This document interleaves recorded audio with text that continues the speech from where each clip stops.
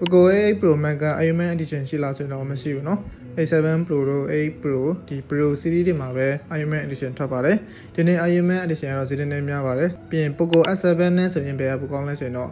F3 နဲ့ A series ကတော့ကွာပါတယ်ဒါပေမဲ့ဒီ A Pro ထက်ဆိုင်ရင် A Pro Max က S7 နဲ့ရှင်လို့ရတာเนาะဘယ်ပိုင်းနဲ့ရှင်လို့ရဆို LC ဘိုင်းတို့ပြီးရင် battery ဘိုင်း charging watt ဘိုင်းလည်းကျွန်တော်ရှင်လို့ရတယ် Dimensity ကိုတော့ငါအပ်နဲ့ဖြစ်တယ် battery 6500ကိုမှ charging watt 100 watt ဆိုတော့14,000ကျော်15,000ဝန်းကျင်မှာတော်တော်လေးကိုအဆင်ပြေတဲ့ဖုန်းလို့ပြောလို့ရတယ်ဒီနေ့ RAM ဈေးတက်တာဖြစ်တဲ့အတွက်ကြောင့်ဖုန်းဈေးတွေတော်များတက်တယ်ဒါပေမဲ့ Poco ကတော့ A7 Edition လွှဲပြီးကျန်တဲ့ဒီ A Pro တို့ A Pro Max တို့ဆိုရင်တော်တော်လေးကိုတန်တယ်ဒါလက်ရှိ A Pro ဆိုရင်1990ဆိုတော့ပုံမှန်နဲ့ဒါ A7 Pro ဆိုရင်1990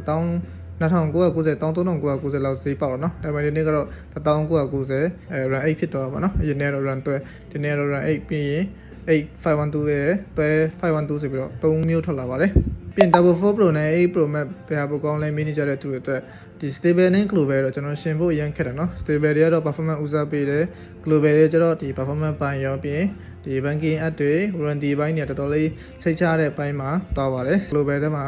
break to performance ရတဲ့ဖုန်းကိုပြပါဆိုရင်တော့ဒီ Poco ဖုန်းတွေပဲပြမှာဖြစ်ပါတယ်ဆိုတော့မေးကြတဲ့ဦးတယောက်ချင်းစီတိုင်းကျေးဇူးအများကြီးတင်ပါတယ်